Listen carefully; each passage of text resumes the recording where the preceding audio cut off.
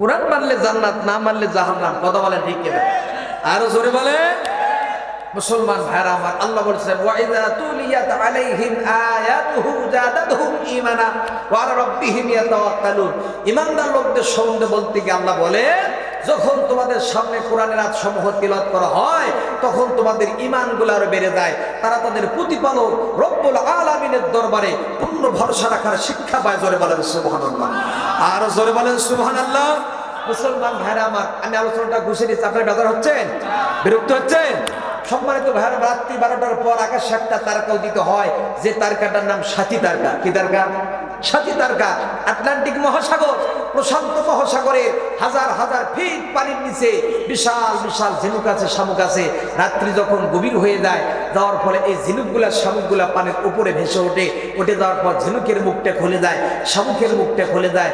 আল্লাহ সুবহানাহু ওয়া তাআলা ওই সাথী তারকার মাধ্যমে ওই ঝিনুকের মধ্যে, শামুকের মধ্যে রহমত বর্ষিত করে দেয়। জোরে বলেন সুবহানাল্লাহ। আরো জোরে বলেন সুবহানাল্লাহ।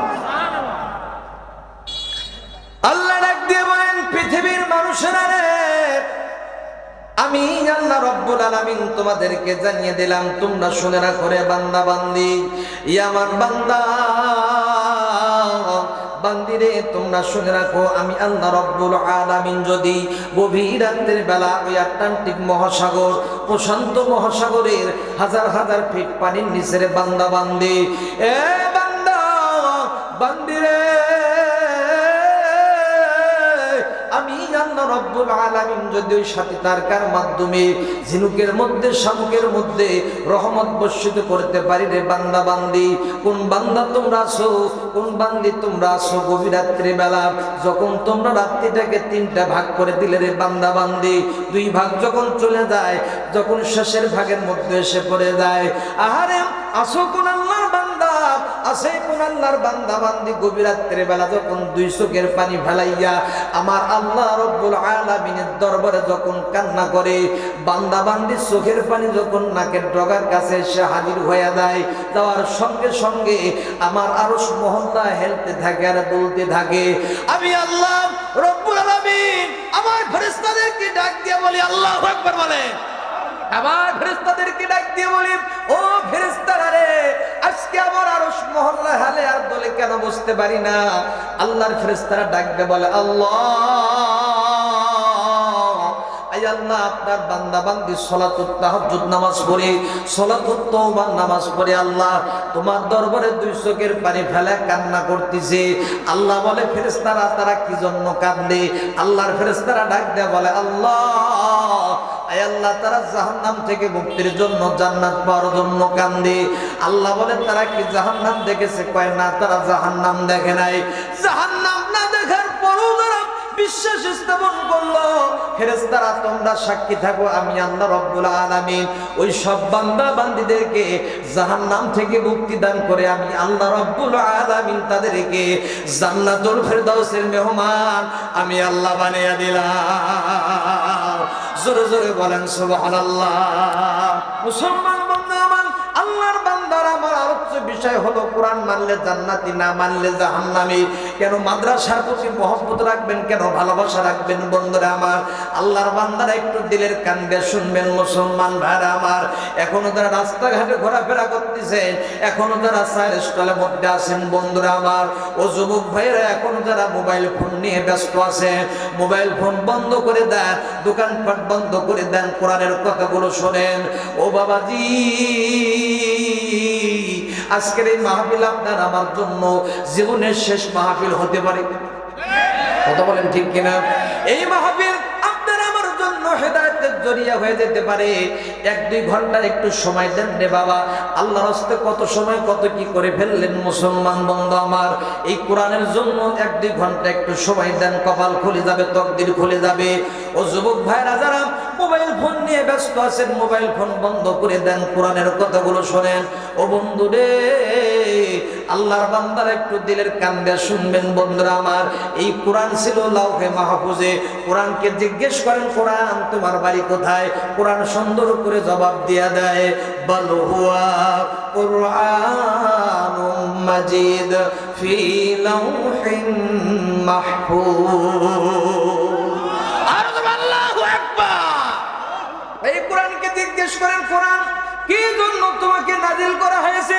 কোরআন সুন্দর করে জবাব দেয়া যায়, হুদাল্লিল মুত্তাকিন, মুত্তাকিদের জন্য আল্লাহ রাব্বুল আলামিন আমাকে নাজিল করে দিয়েছে। বন্ধুরে একটু দিলের কান দিয়ে শুনবেন, জানি না আলোচনাটা শুনছেন কিনা জানি না। ও মুসলমান বন্ধু আমার, আল্লাহর বান্দারা এই কোরআন ছিল লাওহে মাহফুজে। আল্লাহ পাক যখন সিদ্ধান্ত গ্রহণ করলেন এই কালামুল্লাহ শরীফ পাহাড়ের উপর অবতীর্ণ করবেন, লাউ আনজালনা হাযাল কুরআনা আলা জাবাল, যখন পাহাড়ের উপর অবতীর্ণ করতে চাইলেন পাহাড় অঝর নয়নে কান্না শুরু করে দিলেন। আল্লাহকে ডাক দে বলে, আল্লাহ এত বড় বিশাল দায়িত্ব আমি পাহাড় সহ্য করতে পারবো না, আল্লাহ এত বড় বিশাল দায়িত্ব আপনি আমারে দিয়েন না। আল্লাহ রাব্বুল আলামিন কি করলেন? এই কালামুল্লাহ শরীফ লাইলাতুল কদর রাত্রিতে আল্লাহ সুবহানাহু ওয়া তাআলার সাথে রমজানে আল্লাহ সুবহানাহু ওয়া তাআলা তার হাবিবের উপর কালামুল্লাহ শরীফ নাজিল করে দিলেন। জোরে বলেন সুবহানাল্লাহ। ও মুসলমান বন্ধু আমার, আল্লাহর বান্দারা একটু দিলের কান দিয়ে শুনবেন, সবই মাত্র উমরা থেকে ফিরে আসছি ভাই। বন্ধুরা আমার, আল্লাহর বান্দা পাঁচবার আল্লাহ রাব্বুল আলামিন আমাকে মক্কা মদিনায় নিয়েছে, আলহামদুলিল্লাহ। মুসলমান বন্ধু আমার, আল্লাহর বান্দারা একটু দিলের কান দিয়ে শুনবেন রে ভাই আমার।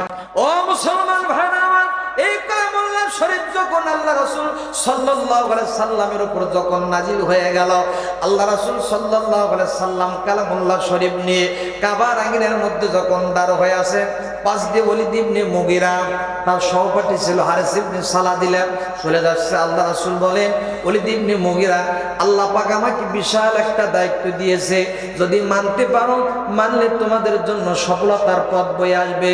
যেই বলছে বলার সঙ্গে সঙ্গে ওলীদ ইবনে মুগীরা ডাক দিয়ে বলতেছে, আব্দুল্লাহর বেটা মুহাম্মদ, অনেক জ্বালাইছো, আমাদের বাপদাদার ধর্মের মুখের মধ্যে চুনকালি মেখে দিয়েছো, না না না, আজকে আর তোমাকে ছাড়া যাবে না, কাবার আঙ্গিনা থেকে এক কদম নড়তে পারবা না। হারিস ইবনে সালাহ দিলাম ডাক দিয়ে বলতেছে, আব্দুল্লাহর বেটা মুহাম্মদ, আজকে তোমার সাথে খেলা হবে। কি হবে? খেলা হবে, আজকে তোমার সাথে খেলা হবে।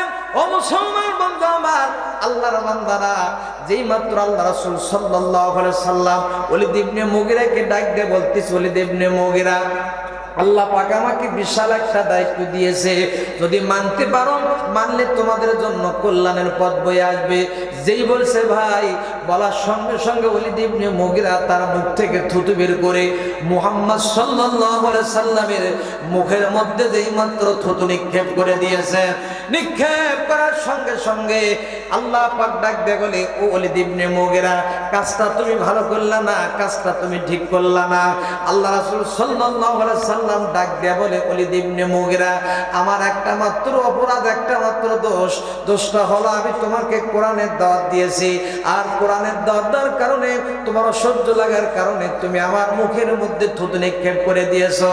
আসলে তোমার বাবার কোনো পরিচয় নাই, তুমি হলা যার সন্তান।